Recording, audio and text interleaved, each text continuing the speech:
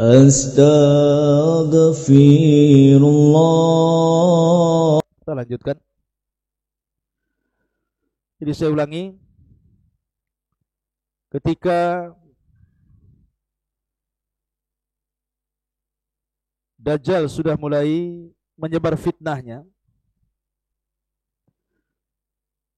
maka Dajjal pun terus berkeliling dunia selama 40 hari. Lah ketika pasukan Dajjal sudah mulai banyak, karena pengikut Dajjal ini kan macam-macam. Ada dari kalangan Yahudi Asfahan, sebanyak 70.000 Yahudi Asfahan, itu dari Asfahan saja. Belum lagi Yahudi-Yahudi tempat lain yang bergabung. Kemudian orang-orang jahil dari kalangan orang-orang Arab. Kemudian orang-orang Turk. Orang-orang Turk, bukan Turki. Turk itu orang-orang yang mukanya seperti muka orang-orang Asia. Bulat-bulat, sipit-sipit gitu ya. Seperti orang Mongolia, orang Tatar dan yang lainnya. Itu menjadi para pengikut Dajjal. Maka mulailah mereka berperang melawan pasukan Al-Mahdil Muntadhar dan kaum muslimin. Tapi karena kuatnya tentara Dajjal, sehingga kaum muslimin mereka tidak sanggup menghadapi Dajjal dan para pengikutnya. Makanya Imam Mahdi Muhammad ibn Abdillah berinisiatif untuk melindungi kaum muslimin dan bersembunyi di Bukit Tur. Di mana? Di Bukit Tur. Makanya Tur itu selalu dijadikan sumpah dalam Al-Quran. Wat-Tur wa kitabim mastur. Watin. Kemudian watu risinin kan itu ya. Jadi Imam Mahdi dan juga pasukan kaum muslimin bersembunyi di Bukit Tur. Ketika Dajjal dan para pengikutnya mengetahui bahwa Imam Mahdi bersembunyi di Bukit Tur, maka mereka pun datang dan mengepungnya. Dikepunglah kaum muslimin yang berada di Bukit Tur itu berhari-hari. Sampai-sampai dalam hadis Nabi SAW dijelaskan, kepala kerbau itu lebih berharga dibandingkan 100 dinar. Dibandingkan 100 dinar. Dinar itu emas. Karena yang mereka butuhkan bukan emas, yang mereka butuhkan makanan. Mereka kelaparan karena dikepung Dajjal masalahnya. Tetapi ketika mereka kemudian kelamaan berada di Bukit Tur, lama-lama mereka bisa mati kelaparan. Akhirnya kemudian keputusannya, ini akhwat ini banyak yang ngobrol di belakang nih. Siapa yang ngobrol nih? Jangan ngobrolnya. Kalau ngobrol keluar saja. Jadi ketika itu, maka Isa bin Maryam belum turun karena ketika itu kaum muslimin dipimpin oleh Imam Mahdil Muntadhar. Jadi terpaksalah mereka mengatakan, kita kalau tetap berada di bukit ini, maka kita akan mati kelaparan. Daripada mati kelaparan, lebih baik kita jihad. Walaupun kita harus mati di tangan Dajjal dan para pengikutnya, itu lebih mulia dibandingkan mati kelaparan. Makanya kemudian Imam Mahdi berinisiatif bahwa besok setelah sholat fajar kita akan bergerak ke bawah, apapun yang terjadi. Maka mereka pun di malam hari mereka tidur dengan nyenyak sekali untuk mempersiapkan peperangan besok. Ketika datang di waktu fajar, maka salah seorang di antara mereka pun azan.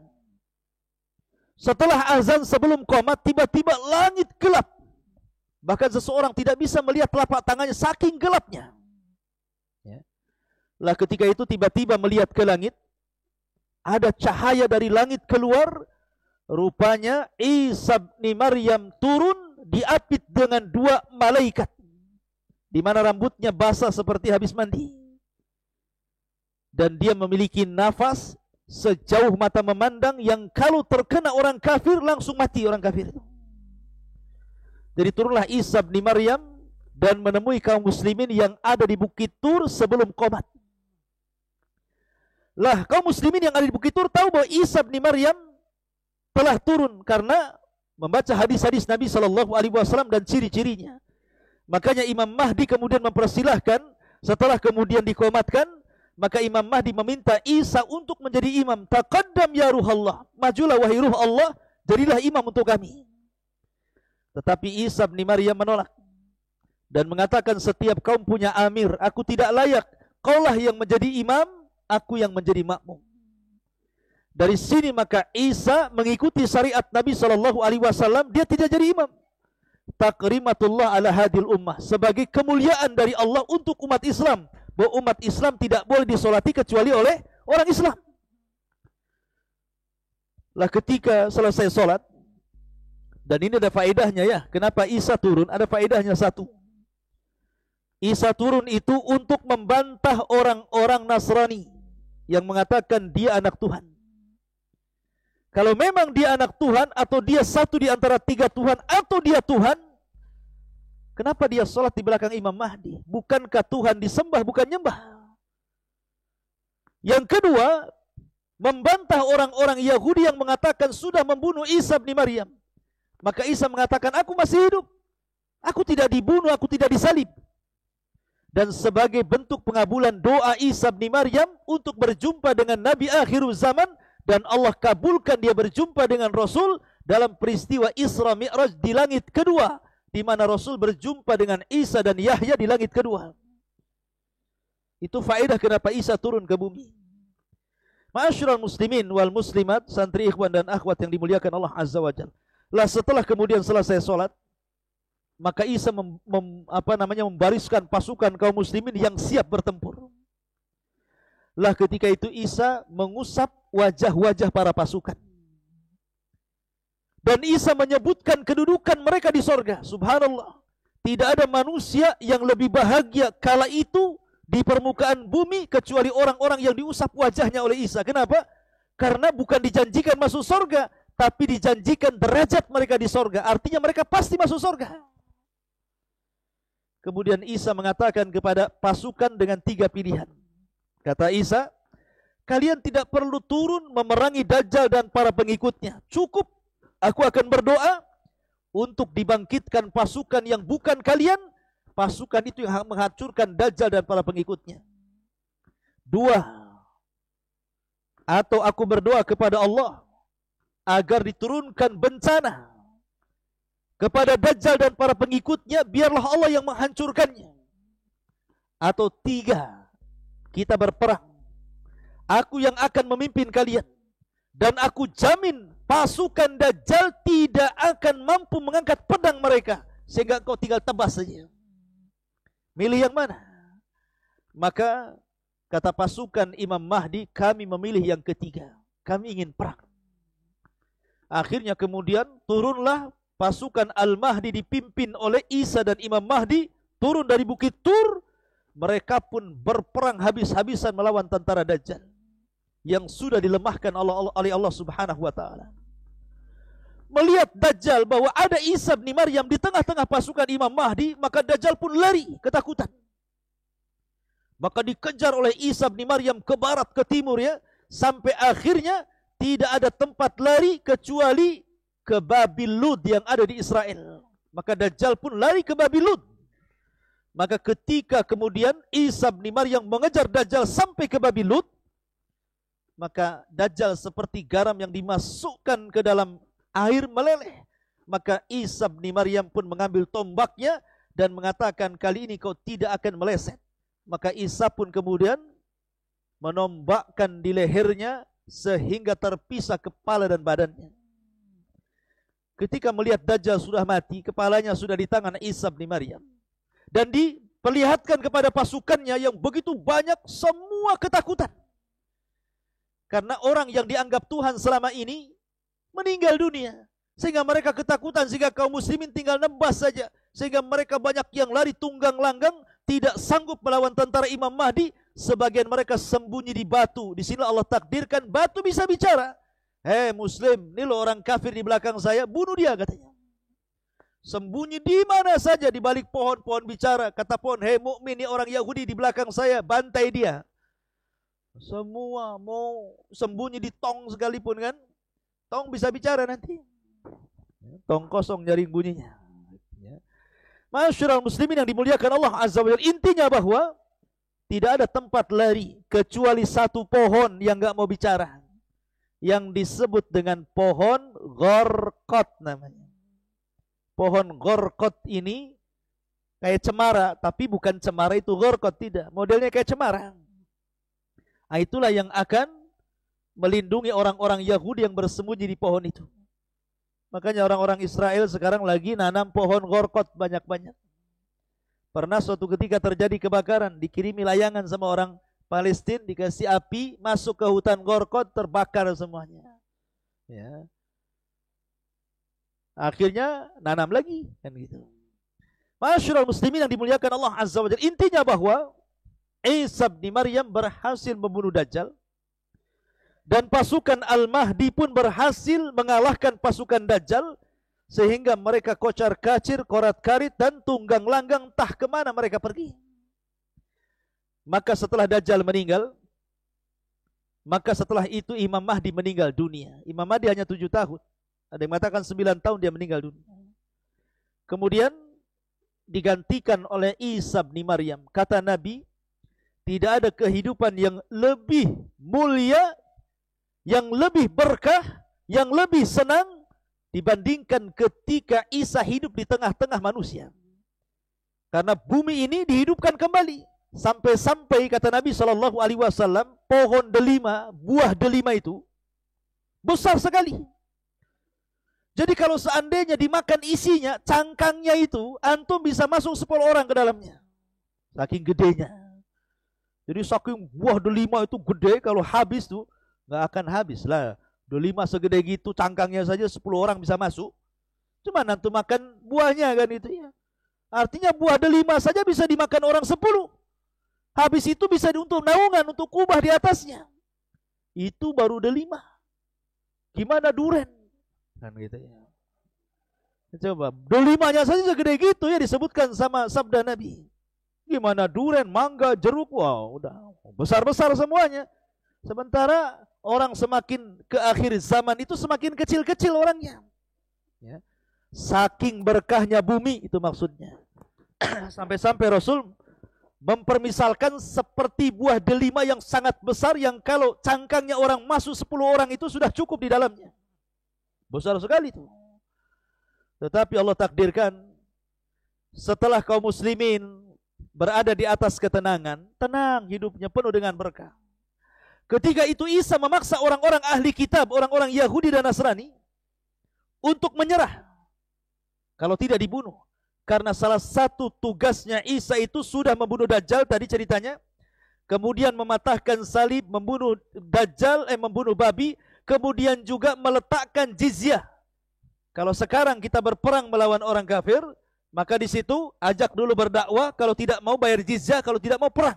Tapi di akhir zaman tidak ada jizyah, tidak ada upeti. Kau mau masuk Islam atau kubunuh. Nah, itu saja. Jadi sudah tidak ada lagi jizyah. Sehingga akhirnya banyak orang-orang Yahudi dan Nasrani masuk dalam Islam. Dan itu digambarkan di dalam Al-Quranul Karim. Wa im min ahlil kitab illa la yu'minanna bihi qabla mautihi. Dan sebagian ahli kitab itu akan beriman kepada syariat Rasul lewat Isa sebelum kematiannya. Maka banyak ahli kitab yang beriman di akhir zaman. Dan yang tidak mau beriman mereka diperangi. Ketika memang manusia sudah mayoritas masuk ke dalam Islam, kemudian kehidupan mereka sudah enak, dipenuhi dengan berkah, tiba-tiba Allah Subhanahu wa taala memberitahu Isa bin Maryam dan kaum muslimin, benteng yang dibuat oleh Dzulqarnain langsung jebol. Sementara di balik benteng itu ada Ya'juj wa Ma'juj. Ada 2 kabilah yang sangat banyak jumlahnya. Min kulli hadabin yansilun. Sampai Allah gambarkan banyaknya Ya'juj dan Ma'juj itu seperti air bah yang turun dari ketinggian, saking banyaknya gitu loh. Bukan banyak lagi, banyak gitu, saking banyaknya. Ya. Turun dari bukit itu. Dan Ya'juj wa Ma'juj itu makhluk yang Allah Subhanahu wa taala takdirkan diberikan usia panjang. Mereka sudah hidup dari zaman siapa? Dari zaman Nabi Allah Ibrahim. Karena menurut saya Ibnu Utsaimin rahimahullahu taala, Al-Imam Utsaimin rahimahullah mengatakan, Ibnu Utsaimin, bahwa Dzulqarnain itu masuk Islam di tangan Nabi Ibrahim dan pernah tawaf bersama Ismail dan juga Ibrahim di Ka'bah. Dan dia satu di antara raja yang pernah menguasai dunia. Dan dia seorang muslim. Makanya sering saya katakan ada 4 raja yang pernah menguasai dunia, 2 mukmin, 2 kafir. Yang mukmin Dzulqarnain dan juga Sulaiman, dan yang kafir Namrud dan Bukhtun Nasr. Lah Dzulqarnain ini sejak zaman Dzulqarnain, suatu ketika Dzulqarnain itu menurut Abdullah bin Abbas radhiyallahu anhuma, karena orang dulu kan panjang-panjang usianya, dia keliling dunia selama 500 tahun. Dari ujung selatan ke ujung utara, dari ujung barat sampai ke timur, untuk berdakwah saja, memperbaiki manusia, sampai akhirnya Dzulqarnain sampai di sebuah tempat yang bahasanya nggak bisa dipahami. Sehingga Dzulqarnain itu harus berkomunikasi mereka dengan 10 penerjemah. Baru paham maunya gitu. Ya, jadi maksudnya 10 penerjemah begini. Dari bahasa Jawa diterjemahkan ke bahasa Sunda. Dari bahasa Sunda diterjemahkan ke bahasa Batak. Bahasa Batak diterjemahkan ke bahasa Madura.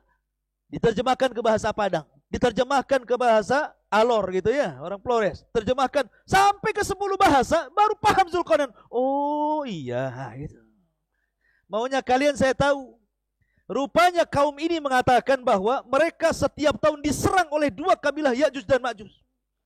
Maka tolonglah wahai Dzulqarnain, buatkanlah benteng untuk kami supaya mereka tidak bisa lagi menyerang kami. Maka oleh Dzulqarnain dibuatlah benteng di antara 2 bukit, setinggi bukit itu, dan Allah takdirkan Ya'juj dan Ma'juj tidak bisa keluar dari bukit itu. Karena di benteng. Bentengnya di mana? Allahu a'lam. Ada yang mengatakan sebelah utara Cina, ada yang mengatakan itu bentengnya, benteng apa itu di Cina itu? Tembok.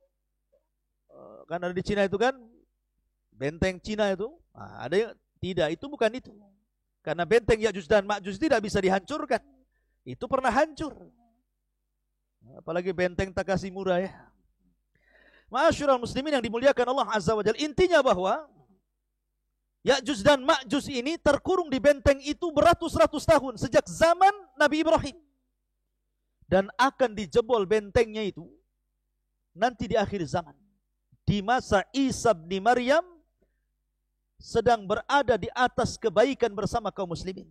Tiba-tiba Allah wahyukan kepada Isa bahwa benteng Ya'juj Ma'juj telah hancur dan keluarlah kabilah, 2 kabilah besar Ya'juj dan Ma'juj. Mereka tidak bisa diperangi dan tidak bisa dibunuh. Gimana caranya coba? Memerangi kaum yang tidak bisa diperangi dan tidak bisa dibunuh karena banyaknya. Berapa sih banyaknya? Kenapa mereka tidak bisa diperangi?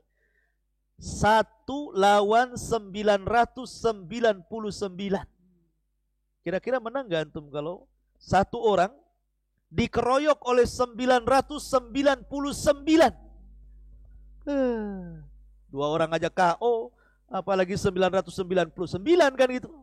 Jadi bandingan kita dengan Ya'juj dan Ma'juj itu, jadi kalau kita memerangi Ya'juj dan Ma'juj, kita sendiri melawan 999 dari Ya'juj dan Ma'juj. Siapa yang akan menang? Nggak akan menang itu. Dan Ya'juj Ma'juj itu perusak bumi. Sekali datang ke sungai, disedotnya, diminumnya, habis kering. Masuk ke hutan, daun-daun dimakan, habis kering semuanya. Pokoknya perusak. Mereka manusia sama dengan antum. Ya. Tapi mereka makhluk yang aneh. Mereka tidak seperti Dajjal fitnahnya. Kalau Dajjal itu kan memfitnah agama, orang suruh murtad. Tapi Ya'juj dan Ma'juj tidak ada fitnah agama. Dia fitnahnya ngerusak saja. Dan kalau dia membunuh di luar rasnya, dimakan tuh bangkainya, kanibal. Nah itulah Ya'juj dan Ma'juj. Ya. Lah kata Nabi SAW, Allah berfirman kepada Isa, sebaiknya kau selamatkan sebanyak-banyaknya kaum muslimin, bawa lagi ke Bukit Tur katanya. Akhirnya kemudian kaum muslimin yang bisa menyelamatkan diri dan bergabung dengan Isa, bersembunyi lagi di Bukit Tur, sama tempat ketika Imam Mahdi bersembunyi dari pasukan Dajjal. Mereka sembunyi di situ. Ya. Akhirnya karena memang kondisi mereka juga sangat menakutkan, turun sedikit saja akan berhadapan dengan Ya'juj Ma'juj, mereka tidak akan selamat. Makanya Isa bin Maryam tidak bisa apa-apa kecuali hanya menyerahkan urusannya kepada Allah Subhanahu wa taala. Dia pun berdoa kepada Allah, ya Rabb, hancurkan mereka. Akhirnya kemudian Isa berdoa kepada Allah dan Allah kabulkan. Maka setelah kemudian Isa bin Maryam berdoa, Allah kirimkan bencana kepada Ya'juj dan Ma'juj. Karena masalahnya mereka orang yang sombong. Ya'juj dan Ma'juj sombong sekali. Bayangkan dia mengatakan kepada pasukannya, qatalna man fil ardi sanaqtuluhu man fis sama, katanya. Kami sudah membunuh orang-orang yang di bumi, giliran yang di langit ku bantai juga, katanya. Bayangkan. Akhirnya mereka mengarahkan panah tombak mereka, diarahkan ke langit, dilesatkan ke langit. Seberapalah jauhnya orang manah ke langit? Mesti balik lagi gitu kan. Tetapi Allah takdirkan istidraj. Panah itu melesat, tidak turun-turun. Sampai menembus awan. Tombaknya sampai menembus awan, sampai nggak kelihatan. Padahal Allah hendak memberikan ujian kepada Ya'juj. Allah sedot panah-panahnya sampai ke langit. Kemudian Allah buat ada lumuran darah di ujung-ujungnya. Kemudian dibalikan ke bumi. Dikiranya darah-darahnya orang-orang yang ada atau malaikat-malaikat yang ada di langit. Padahal itu istidraj, tipuan Allah subhanahu wa ta'ala. Fayakiduna kaida. Mereka hendak menipu Allah, tidak. Allah itu lebih hebat makarnya. Wa yamkuruna wa yamkurullah wallahu khairul makirin. Allah lebih hebat makarnya dibandingkan mereka. Dibalikan tuh panah tombaknya. Langsung mereka makin sombong. Sekarang sudah nggak ada lagi musuh kami. Yang di bumi sudah habis, yang di langit sudah habis. Mana lagi katanya kan? Karena kesombongan itulah ketika mereka sedang nyenyak tidur, Allah kirimkan nagaf. Dalam riwayat Bukhari Allah kirimkan nagaf. Nagaf itu ulat. Ulat di mana-mana. Ulat bulu. Bukan ulat ya. Ulat di mana-mana dan ulat itu kemudian menggigit tengkuknya. Tengkuk sebelah sini digigitnya dan dia bisa masuk ke dalam kepalanya. Ketika satu Ya'juj wa Ma'juj pemimpinnya mati, maka sama dengan orang yang mematikan gardu listrik. Sekali mati, mati semua. Nah, kayak tadi mati kan? Mati semua. Satu mati, mati semua. Subhanallah. Bukan ini dulu mati, besoknya ini, lusanya ini, minggu depan ini. Enggak. Ya. Ketika satu pimpinannya mati oleh nagaf itu, semua mati. Coba antum bayangkan berapalah bangkainya Ya'juj dan Ma'juj itu. Setiap satu jengkal di bumi ada bangkainya. Yang untung siapa? Yang untung binatang pemakan bangkai. Gemuk-gemuklah dia. Dimakan sama binatang itu. Ya. Dari situ Isa bin Maryam kewalahan. Ini bisa meracuni, membawa wabah. Kalau bangkai tidak dikuburkan, bisa bawa penyakit, wabah. Makanya Isa bin Maryam berdoa lagi, ya Allah bersihkan bumi dari jasad mereka. Akhirnya Allah kirimkan burung sebesar unta. Bukan burung unta. Burung sebesar unta. Kemudian mengambil jasad itu dilempar entah berantah kemana, yang mengatakan ke lautan. Akhirnya bumi pun bersih. Setelah bersih tentu masih ada sisa-sisa kan, namanya bangkai gitu, pasti ada sisa-sisa. Maka Isa berdoa lagi, akhirnya Allah turunkan hujan deras-derasnya. Satu bumi Allah turunkan hujan. Akhirnya hujan itu membawa sisa-sisa bangkai ke lautan, kemudian bumi pun kembali subur. Kemudian ternak-ternak kembali gemuk, kaum muslimin turun dari bukit, dan mereka pun kembali hidup normal dan hidup di atas kebahagiaan. Maka di sini menunjukkan bahwa Isa hidup di tanda dua kiamat besar. Pertama Dajjal, yang kedua Ya'juj wa Ma'juj. Ma'asyiral muslimin wal muslimat, santri ikhwan dan akhwat yang dimuliakan Allah Azza wa Jalla. Maka selepas kejadian ini Isa hidup bersama kaum muslimin. Akhirnya Isa pun wafat. Mulailah kaum muslimin karena Isa wafat, mulai mereka jadi jahat lagi. Yang tetap beriman, yang jahat jadi jahat lagi, yang kufur jadi kufur lagi. Ini ujian. Ya. Maka selepas itu karena sudah tidak ada lagi yang membimbing mereka, Imam Mahdi sudah meninggal, Isa sudah meninggal, maka kaum muslimin terbagi belah menjadi dua, ada yang tetap mukmin, ada yang kemudian jadi kafir lagi, yang jahat jadi jahat. Akhirnya Allah subhanahu wa ta'ala ingatkan mereka. Dengan cara apa? Dikirimnya dukhan. Dukhan itu asap gelap dari langit. Dikirim dukhan. Makanya Allah subhanahu wa ta'ala disebutkan dalam Al-Quran ada namanya suratul dukhan. Ada namanya surah ad-dukhan. Nah, surah dukhan ini salah satu tanda dari tanda-tanda kiamat besar. Allah ingin nyadarkan mereka yang kufur agar kembali ke beriman. Tetapi Dukhon ini tidak menyadarkan, mereka nyadar sesaat. Ketika yang menghirupnya orang yang beriman paling tinggi pilek. Tapi kalau yang menghirupnya orang kafir bisa kesakitan, bahkan sebagainya mati. Maka mereka pun berdoa agar dukhon ini diangkat. Akhirnya kemudian dukhon pun diangkat, tapi Allah takdirkan setelah dukhon diangkat, tetap saja mereka kufur. Ini sudah peringatan pertama ya. Mereka tetap kufur. Ketika mereka sedang nyenyak-nyenyak tertidur, kemudian datang waktu subuh, yang beriman kemudian bangun mereka sholat subuh, yang sudah kufur dan kafir mereka malah tidur. Ditunggu di waktu jam 6, harusnya matahari terbit, tidak terbit juga. Ditunggu waktu zuhur, tidak terbit juga. Ditunggu waktu asar, tidak terbit juga.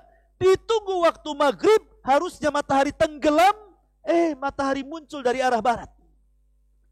Ketika matahari muncul dari arah barat, tidak ada satupun tobat manusia diterima. Karena tobat itu 2 syarat. Pertama, jangan sampai nyawa di tenggorokan. Yang kedua, jangan sampai terbitnya matahari dari arah barat. Sebab kalau terjadi ini, terbit matahari dari barat, maka orang yang tobat tidak akan diterima. Walaupun penyembah berhala dibuang berhalanya sekalipun percuma. Para dai resign, sudah tidak ada berdakwah. Kayak saya kayak gini percuma kalau sudah matahari dari arah barat. Apa yang akan bermanfaat? Tobat seseorang ditolak. Ya. Makanya Nabi SAW mengatakan 3 perkara kalau muncul tidak manfaat lagi imannya. Salah satunya adalah ghurubus syamsi min maghribiha, munculnya matahari dari arah barat. Maka selang 1-2 hari dari kejadian matahari terbit dari arah barat, kemudian hari ketiga, hari keempat normal kembali terbit dari arah timur, tiba-tiba muncul binatang yang disebut dengan dabatun minal ar. Dari perut bumi keluar binatang, bisa bicara. Kemudian menstempel manusia. Yang mukmin stempel mukmin di jidatnya, bercahaya. Yang kafir stempel hidungnya gosong. Maka ketika itu orang mukmin dan kafir bisa dibedakan dengan stempel. Mukmin kafir, yang jidatnya bercahaya mukmin, jidatnya gosong kafir. Sehingga ketika itu nama tidak lagi digunakan. Yang ada hanya mukmin dan kafir, dan tidak tersinggung sama dengan yang lain.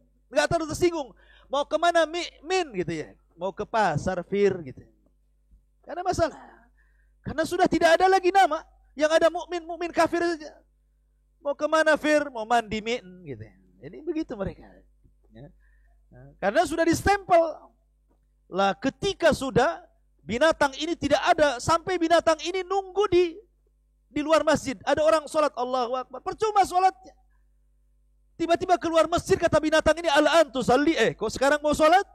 Dulu kemana kau tak sholat? Katanya. Percuma sholatnya.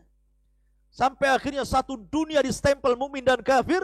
Akhirnya Allah Subhanahu wa ta'ala hilangkan binatang ini. Maka ketika itu mendekati kiamat besar. Kalau sudah muncul dabatun minal ar, berarti akan terjadi kiamat besar. Maka ketika itu Allah Subhanahu wa ta'ala munculkan api dari 2 arah. Pertama Aden Yaman, yang kedua Hijaz Madinah dan Mekah dan sekitarnya. Itu disebut negeri Hijaz. Dari 2 laut, Aden dan laut Hijaz, keluar api. Ya. Dan api ini menggiring manusia. Setiap yang kena api terbakar, tapi tidak membakar manusia, hanya menggiring saja. Satu dunia digiringi oleh api itu. Sehingga akhirnya manusia meringsak, akhirnya menghindari api, tidak sadar akhirnya mereka pun sampai di Syam. Satu dunia akan kumpul di Syam. Setelah mereka ada di Syam, dikelilingi api. Mereka tidak bisa kemana-mana. Nah disitulah Nabi SAW mengatakan, narun yakhruju min ardi Syam, min ardi Adnin, yutradun nas ila mahsyarihim. Kata Rasul, api yang keluar dari perut Aden. Dan menurut penelitian NASA, memang di Aden Yaman itu ada burkan di dalamnya. Persis seperti sabda Nabi SAW. Jadi akhir zaman itu akan keluar burkan itu. Api yang sangat dahsyat dan seperti lahar kemana-mana gitu mengejar manusia. Sampai akhirnya mereka dikelilingi dan berada di Syam. Disitulah Allah kiamatkan manusia. Yang sebelumnya, sebelum ada api ini, Allah kirim angin dan mewafatkan setiap orang yang punya iman dalam hatinya walaupun sebiji dzarah. Baru dikirimkan api, dikumpulkan manusia di Syam. Kata Nabi SAW, la taqumus sa'ah illa ala syiraril khalqi. Tidak tegak hari kiamat kecuali di atas seburuk-buruk manusia. Disinilah Allah Subhanahu wa ta'ala gempakan bumi. Idza zulzilatil ardu zilzalaha. Disinilah Allah Subhanahu wa ta'ala jatuh-jatuhkan bintang-bintang dari langit. Wa idzal kawakibun tatharat. Disinilah Allah Subhanahu wa ta'ala lipat-lipat langit. Malaikat keluar. Wa futihatis sama fakanat abwaba. Pintu-pintu langit dibuka, malaikat keluar semuanya. Karena langit mau digulung oleh Allah Subhanahu wa ta'ala. Dan ketika itu Israfil meniupkan sangkakala pertamanya, maka terjadilah kiamat besar.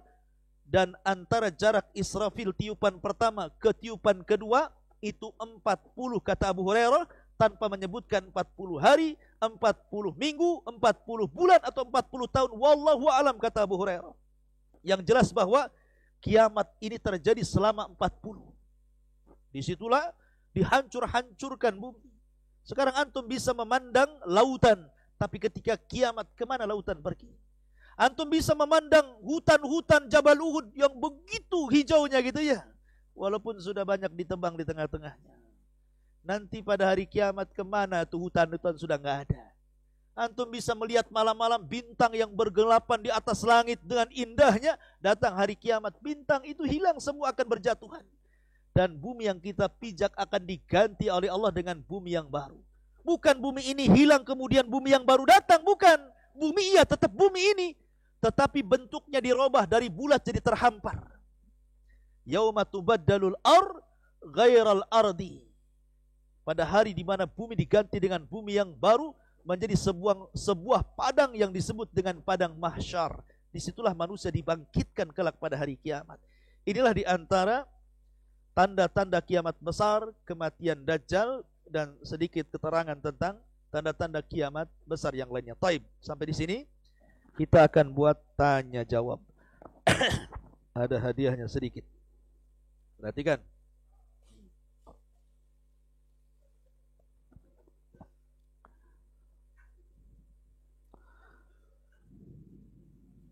Taib. Jangan ribut. Hadiah untuk akhwat berupa voucher. Laki-laki nggak dapat voucher ya. Perempuan yang dapat voucher. Belanja seharga 8.000 di Koperasi Akhwat Jabal Uhud, tetapi berlaku sampai 15 Oktober.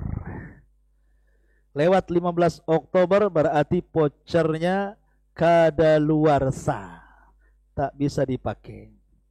Taib. Perhatikan, ikhwan dulu. Hadiahnya combo sis, snack, jagung bakar.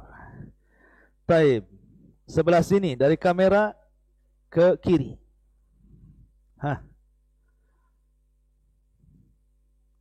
Sebutkan 2 fitnah Dajjal. Sebutkan 2 fitnah Dajjal.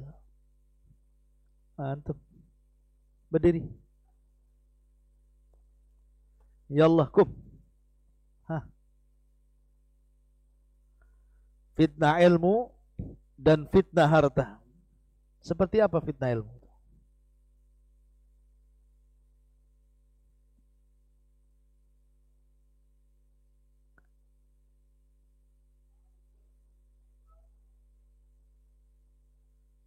Yang lain semua banyak fitnahnya.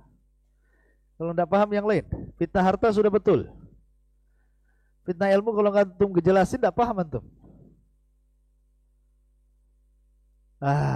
Duduk. Antum yang depan. Fitnah agama seperti apa? Oke, fitnah harta?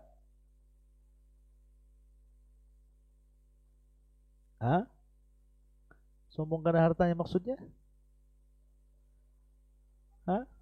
Apa maksudnya? Duduk. Ya, tengah. Seperti apa fitnah hartanya Dajjal tuh?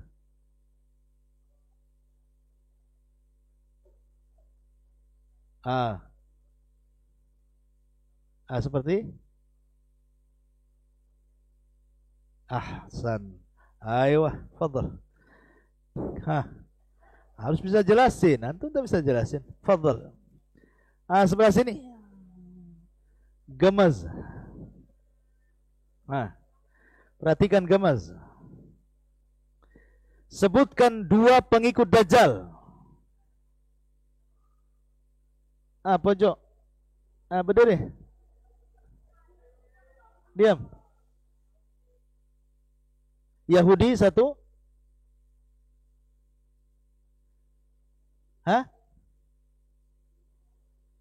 Betul, Yahudi satu-satunya.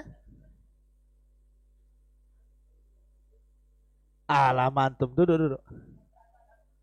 Antum. Yahudi Asfahan, ahsan. Terus orang Turuk, ahsan. Dapat gemas antum. Semua ingat, siapa yang membunuh Dajjal? Wah. Kalau ini semua yang belakang lah saya. Yang paling belakang tuh. Siapa? Antum ya? Berdirilah, yang benar. Ya, Isa, kepanjangannya apa? Isa bin Maryam, ahsan. Dapat momoge. Momoge antum dapat. Baik. Ketika Isa hendak menyerang Dajjal, ketika Imam Mahdi hendak menyerang Dajjal, kemudian Isa turun. Kemudian Isa sholat di belakang Imam Mahdi. Apa faedah Isa turun? Apa faedah Isa turun? 2 saja. Yang ini cepat. Cepat antum. Ya. Membantah seperti apa? Isa sudah wafat. Orang Nasrani mengatakan seperti itu. Orang Nasrani. Salah. Antum tuh yang besar, berdiri, cepat. Apa?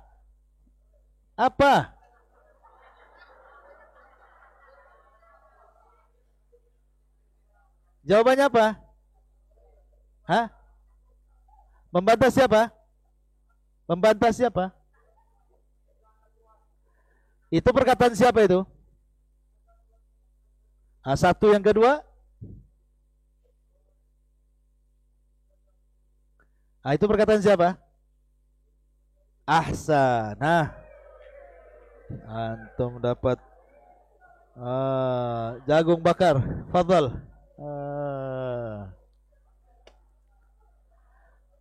Ketika Dajjal, perhatian, jangan ribut. Ketika Dajjal mengepung Imam Mahdi dan pasukannya, kemudian Isa sholat di belakang Imam Mahdi. Kemudian Isa mengusap wajah-wajah orang itu dan menyebut keutamaan mereka dan tingkatan mereka di sorga. Setelah itu Isa berdoa 3 perkara. Meminta kepada pasukan 3 pilihan. Sebutkan 2 pilihan saja. Antum yang pakai masker nih.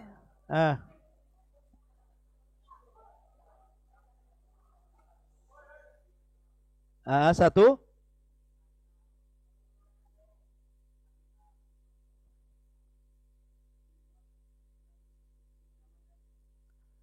Berperang melawan Dajjal. Ahsan. Baik. Ya. Baik, ambil. Fadhal, duduk.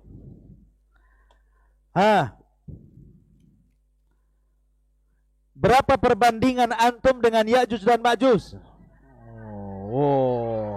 Antum ya. Ya, dari depan belum.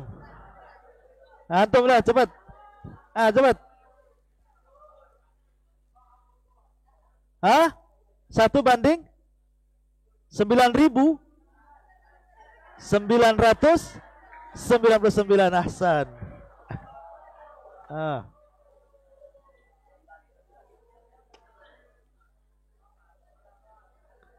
Siapa yang membenteng Ya'juj dan Ma'juj?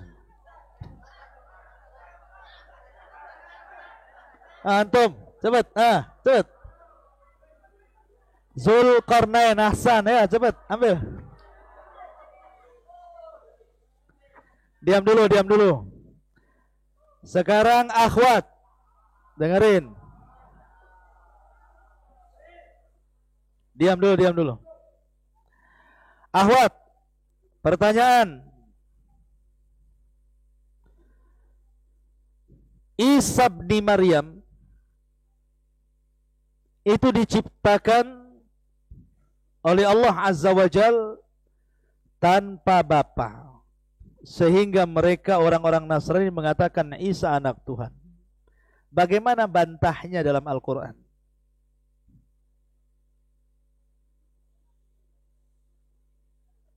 Hah? Gak dengar, antum diam, gak dengar saya. Gimana? Bantahan dalam Quran gimana? Pertanyaannya, Isa dianggap anak Tuhan, dibantah dalam Quran. Gimana bantahan Quran? Kurang jelas? Gimana bantahannya dalam Quran? Ya. Gimana? Coba, siapa yang jawab, siapa yang keras suaranya, sambung aja suaranya. Nggak bisa?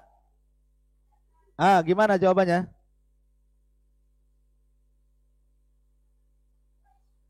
Ahsan, inna masala Isa indallah kamasali Adam. Dapat voucher belanja Rp 8.000 berlaku hingga 15 Oktober 2001.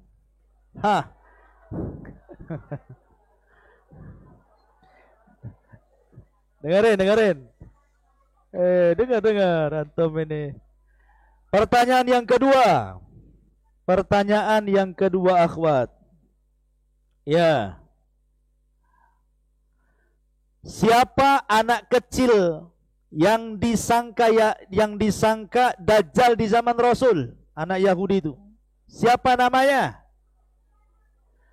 Iya, terserah siapa, tunjuk musyrif di situ, musyrifahnya tunjuk.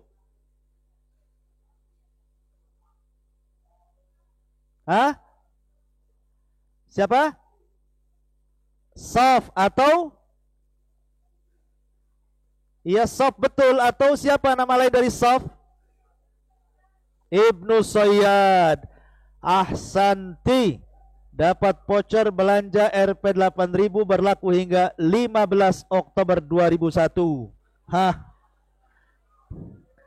Ingat. Pertanyaan ketiga, akhwat. Nah, voucher ketiga. Ya.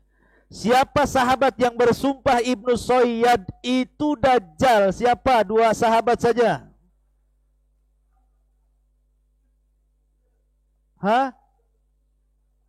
Umar ibn Khattab satunya nggak bisa dipotong vouchernya. Siapa? Hafsah. Jadi Hafsah dengan Umar ibn Khattab, ahsan. Anti dapat voucher belanja Rp 8.000 berlaku hingga 15 Oktober 2001. Taib. Pertanyaan yang keempat, akhwat. Dengerin. Iya kan? Dajjal mati di mana? Di mana? Di Bengkong? Mana ada di Bengkong? Dajjal kok mati di Bengkong pula?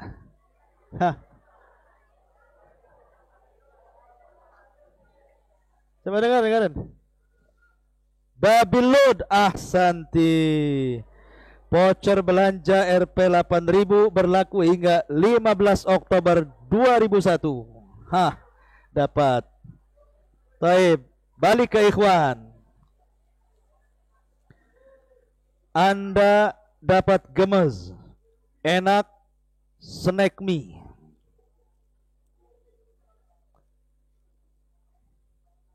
Di mana Dajjal muncul? Di mana Dajjal muncul? Antum lah, cepat, ayo berdiri. Ya antum, cepat, cepat. Di mana? Ya di mana Iran itu?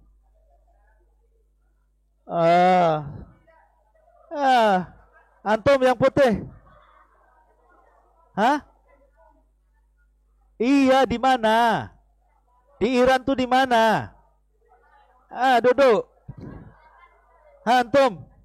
Asfahan, Iran. Antum ini. Ahsan. Iran. Dajjal berapa hari keliling dunia? Wah, mantap. Antum. Ayo berdiri. Hah? 40 hari, satu hari pertama seperti apa? Hah? 1 tahun, hari kedua? Hari pertama setahun, hari kedua? 1 bulan, hari ketiga? 1 pekan. Ahsan. Dapat lantum. Bentar.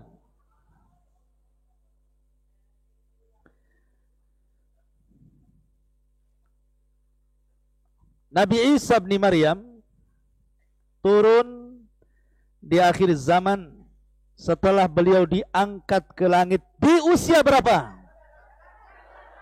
Di usia berapa?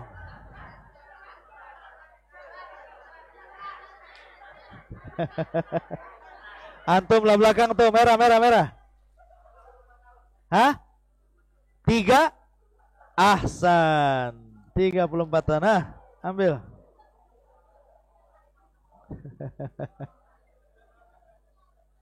Afwan. Ahwat lagi, dengerin Ahwat. Dengerin Ahwat. Masih banyak, dengerin Ahwat. Ahwat, dengerin. Pertanyaan untuk Ahwat. Pada hari kiamat manusia akan dikumpulkan di daerah mana? Sebelum kiamat dibangkitkan, di mana manusia dikumpulkan? Diam, diam. Hah? Halo? Di Syam. Ahsanti, anti dapat voucher belanja Rp 8.000 berlaku hingga 15 Oktober 2001. Ya kan? Tenang. Akhwat lagi, dengerin pertanyaannya. Dajjal, balik ke Dajjal, tidak bisa masuk ke 2 kota. Ayo, musrifahnya tunjuk, mana musrifahnya? Jangan ribut. Musrifah tunjuk, musrifah. Diam, diam, diam, diam. Halo, diam.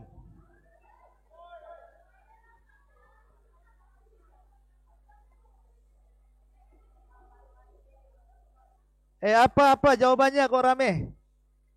Mekah dan Madinah ahsan. Anti dapat voucher belanja Rp 8.000 berlaku hingga 15 Oktober 2001. Satu lagi akhwat, nanti sisa ikhwan nih. Satu lagi akhwat. Dengerin. Nabi Isa turun ke bumi, apa tugasnya? Sebutkan 3.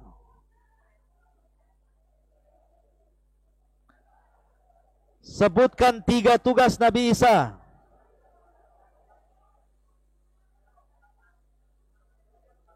Halo? Ya, silakan. 1, membunuh. Apa cerita nih? Iya, 1, 2. Oke. Oke, membunuh babi. Anti dapat voucher belanja Rp 8.000 berlaku hingga 15 Oktober 2001. Habis vouchernya. Hah. Nah, sekarang Ikhwan tinggal 2 hadiah. Hah. 3 dengan kreseknya. Taib. Dengarin.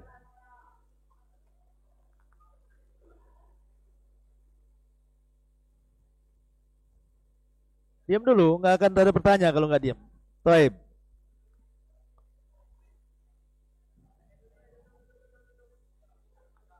Diam dulu, diam.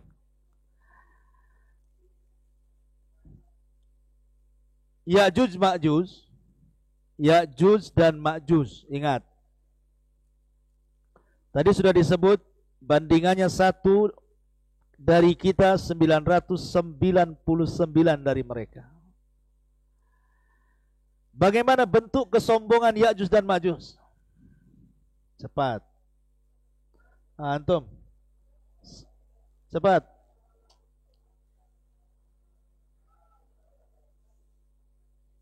Iya.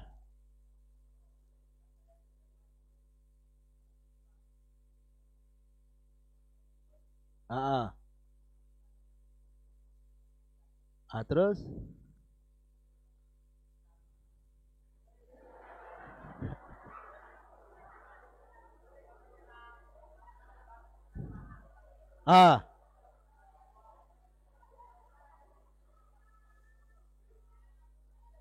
Mengembalikan.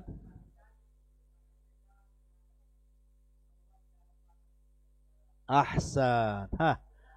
Antum dapat apa ini? Momoge antum nih. Ambil momogenya.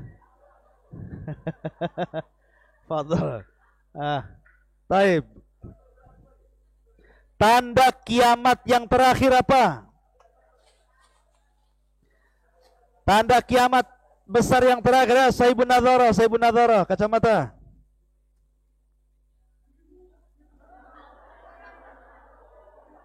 Sama-sama kacamata ya.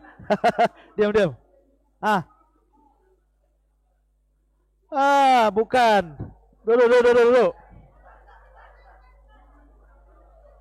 Antum, cepat. Keluarnya dabah. Duduk. Antum.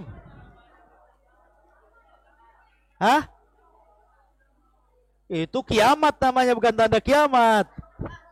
Tanda kiamat. Antum ya. Iya, ayo. Apa? Diam.